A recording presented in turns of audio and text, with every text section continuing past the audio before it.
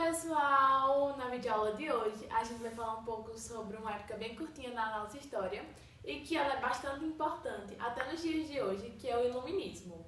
O Iluminismo foi uma época de conhecimento, que o povo se desprendeu dos preceitos da igreja, que a igreja queria mandar sobre ela, sobre a sociedade, e começou a viver suas próprias experiências, começou a querer conhecer, ter aquele desejo de conhecimento.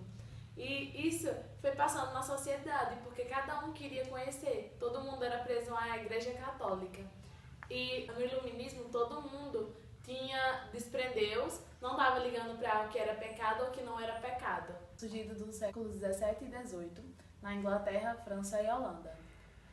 Muitos dizem que o iluminismo teve uma continuação, o Renascimento, pois os burgueses estavam interessados na sua ascensão social e estavam buscando uma autonomia, uma classe social somente deles. No geral, o iluminismo foi um movimento usado pela razão para acabar com o antigo regime, o regime das trevas. Pois o iluminismo ele surgiu numa época que era chamada Idade das Trevas.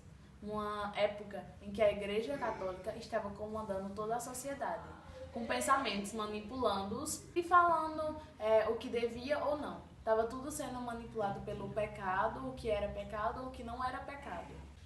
Após a laicização da sociedade, o afastamento da sociedade da Igreja Católica, foram criando esse novo sentimento de conhecimento.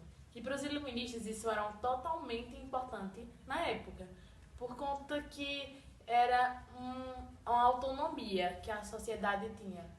Então, o que aconteceu? O marco do iluminismo foi a criação da enciclopédia, um livro pelo qual possuía todos os ensinamentos da filosofia, da música, da história, da literatura, da época. É um livro que continha de tudo, vários volumes, e foram criados pelos iluministas e conhecedores da época. Na época, a Igreja Católica se manifestou contra o enciclopédia. Palavra enrolada, mas enfim, enciclopédia. E por que a igreja se manifestou contra? Porque nesse livro tinha dizendo que a Igreja Católica era apenas um dos conhecimentos da filosofia. Era um dos ensinamentos. E a igreja não queria ser um dos ensinamentos da filosofia. A igreja queria ser a parte central da época, porque ela é quem mandava em tudo. Então, não é fácil sair, uma época que ela controlava tudo para a época que ela não controlava, né? O século XVIII foi conhecido também como o século das luzes. Por quê? Foi incentivado a fazer novas experiências, como a criação do balão de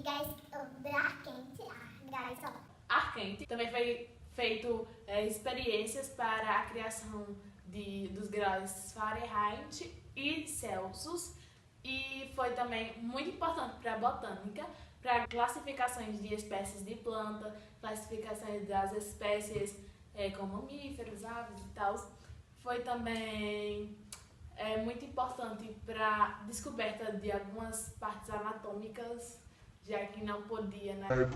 Marco das Trevas. Como o povo era muito ligado à religião, não se podia abrir corpos para examiná-los, e no iluminismo o povo estava necessitado de novas experiências e o povo estava necessitado de um novo conhecimento.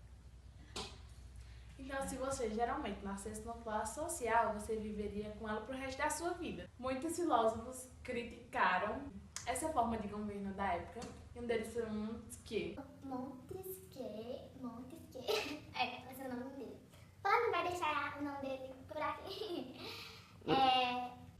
O que? Não pode dizer isso, não? Era um teórico, pensador da época iluminista. Escreveu vários livros. Nesses livros ele vai tentar explicar que a sociedade tinha que ser dividida em 3 poderes: legislativo, executivo e judiciário. Outro pensador foi Voltaire. Voltaire vai falar que o Estado ele tem que servir ao povo e não só aos reis, entendeu? E que cada pessoa desse povo tem uma função específica. É basicamente isso que ele vai querer dizer na teoria dele, que cada pessoa tem uma função diferente na sociedade, seja ela como for. E por fim, Rousseau. Rousseau era um filósofo que que ele é um pouco mais radical. Ele vai falar que o homem, no fundo, ele é bom, mas que a sociedade vai corromper eles, vai corromper os homens. Porque o que acontece? Ele vai dizer que, no fundo, o homem ele é um ser bom, um gênio, mas que a sociedade é má e que vai transformar ele em uma pessoa má. E muita gente confunde Rousseau com Hobbes. E Hobbes é aquele cara do absolutismo que vai falar que o homem é o lobo do homem. E o Hobbes ele vai tentar provar totalmente o contrário. Vai dizer que o homem é mau e que todo homem é mau e que ele vai tentar se autodestruir e que o homem tem que emprestar um pouco da sua maldade para os reis. Então, tipo assim, o Rousseau ele vai tentar pregar totalmente o contrário. Pausa! Pausa.